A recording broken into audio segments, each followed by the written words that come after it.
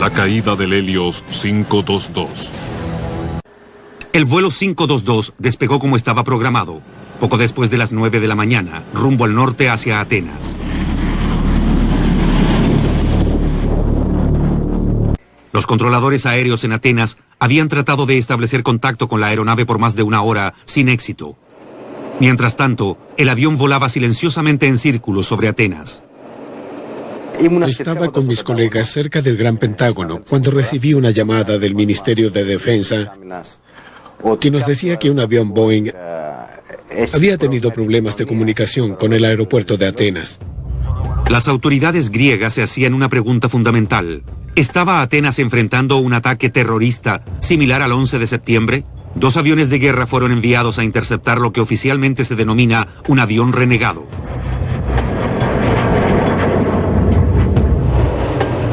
La información de los pilotos estremeció a las autoridades.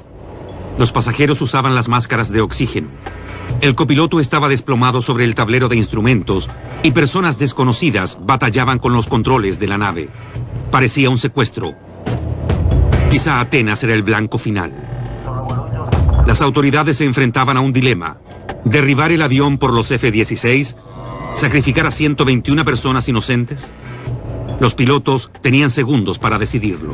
La Fuerza Aérea solo contaba con 15 segundos para decidir, ya que el avión atravesaba una zona poblada. Pero la decisión fue innecesaria. Los motores del vuelo 522 cesaron de funcionar cuando el combustible se acabó y el avión se salió de su rumbo, virando hacia las montañas al norte de Atenas. Mi esposa llamó por teléfono. Me dijo que un avión se había estrellado en Cálamo. Luego dijo que se estrelló allá en nuestra aldea.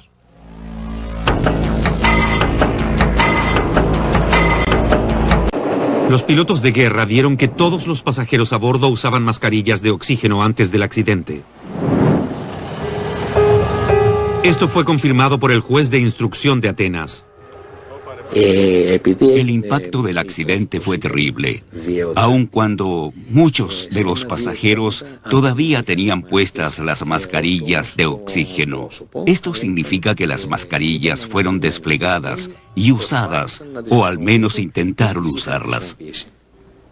La utilización de las mascarillas de oxígeno apuntaba solo a una cosa: durante su terrible vuelo final, debió experimentar una importante pérdida de oxígeno y presión en la cabina. Los aviones modernos vuelan a alturas en las que el aire es ligero y el oxígeno es insuficiente para la vida de los seres humanos. Por ello, cada avión se sella antes del despegue y luego se presuriza durante el vuelo, de modo de crear un ambiente artificial seguro. Los pasajeros respiran el aire presurizado, que es equivalente a estar a 2.400 metros de altura, incluso cuando la aeronave en realidad vuela a 9.000 metros. Si la cabina pierde la presurización, las mascarillas de oxígeno se despliegan automáticamente.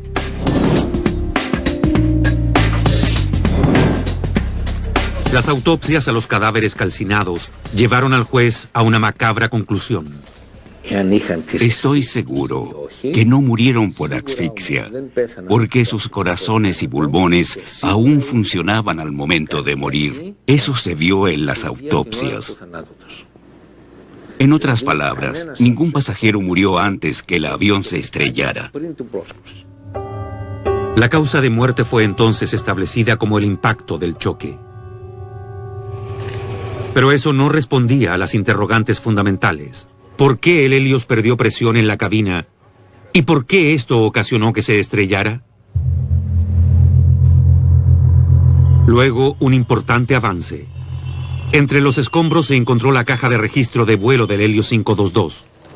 Ahora los investigadores podían establecer una línea de tiempo del accidente. De acuerdo a la caja de registro, el Helios 522 despegó como estaba programado a las 9:06. Luego del despegue, el piloto automático fue activado para la ruta reprogramada a Atenas. El aeroplano ascendía a 900 metros por minuto. A los 2100 metros se activó una señal de advertencia indicando un problema en el sistema de enfriamiento. A los 3000 metros hubo otro indicio de problemas. La caja de registro notó una señal de advertencia en la cabina de mando. indicaba una pérdida de presión en la cabina. A los 4.200 metros se activó otra alerta y se desplegaron las mascarillas de oxígeno. No obstante, el avión continuó ascendiendo hasta la altura de crucero a 10.300 metros. Ahí permaneció en piloto automático por más de 2 horas.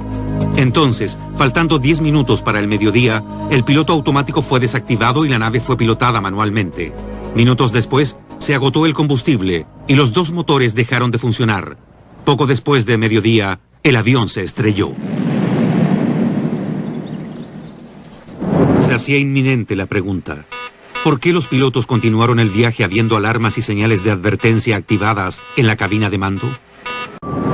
Tal vez la clave esté en los síntomas que experimentaron los pilotos, cuando sus cerebros carecían del oxígeno necesario en el avión despresurizado. Los síntomas de la falta de oxígeno fueron descubiertos por pilotos de guerra en la Segunda Guerra Mundial, cuando sus aviones llegaban a alturas cada vez mayores. En el aire más ligero, disminuye el suministro de oxígeno al cerebro. A los 5.500 metros, el cuerpo solo recibe la mitad del oxígeno que recibe a nivel del suelo. Los pilotos perdían sus habilidades mentales y físicas y eventualmente se desmayaban. Esta mortal condición de falta de oxígeno se conoce como hipoxia.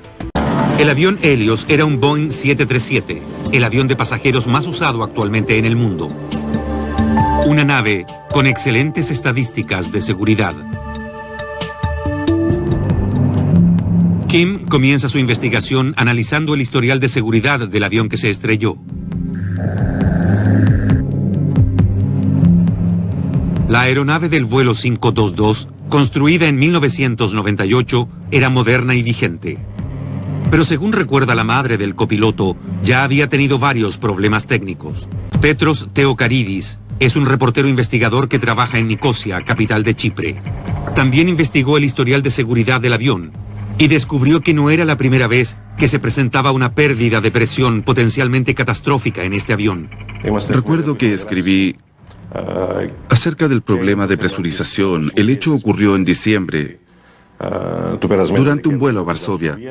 El avión tenía un problema de presurización. Las máscaras entonces se desplegaron y fue necesario un descenso de emergencia. Intrigado por los artículos del periódico, Kim agudiza la búsqueda en el historial de mantenimiento del vuelo 522. Se concentra en el sistema de aire acondicionado que ayuda a presurizar la aeronave. Es increíble. El sistema de aire acondicionado de este avión fue reparado 5 veces antes del accidente. Los pasajeros con frecuencia se quejaban de que el avión era muy frío. Por eso fue inspeccionado poco antes del despegue. Pareciera que esa fue la razón. Un ingeniero de mantención admitió, frente a investigadores griegos, que quizá pudo dejar el interruptor de presurización en posición manual, en lugar de automático. Este error significaría que el avión pudo despegar despresurizado. Esta es información vital. Para entender las consecuencias de esto, Kim viajó a Stansted para reunirse con un ingeniero aeronáutico. Las naves comerciales usan el sistema de aire acondicionado para presurizar el aire en la cabina. ¿Me podrías decir cómo funciona el sistema de aire acondicionado? Así es, el aire entra al motor por aquí y sale por unas tuberías a través del ala, llegando al sistema de aire acondicionado que está aquí, debajo del avión. Ah, entiendo. El sistema de aire acondicionado regula la temperatura del aire que entra a la cabina. Cuando se alcanza la temperatura correcta, el aire sale del avión por una válvula en la parte de atrás. Este sencillo procedimiento presuriza la cabina. Entonces aquí está la válvula de escape. La válvula está en la parte de atrás. Bien. Y por ahí fluye todo el aire que es expulsado desde la cabina. Al cerrar esta válvula, la cabina se presuriza. Al dejarla abierta, se despresuriza. Es un sistema sencillo, abierto o cerrado. Así es. Aún así, la responsabilidad final del control de la presión en la cabina recae en los pilotos. La presión de la cabina se opera con un interruptor en el panel de mando. Normalmente está en automático, pero puede ser operada manualmente. Es responsabilidad del copiloto monitorear la presión de la cabina durante el vuelo. Por eso el interruptor está justo enfrente de él. Es un procedimiento que se enseña a los pilotos al principio de su formación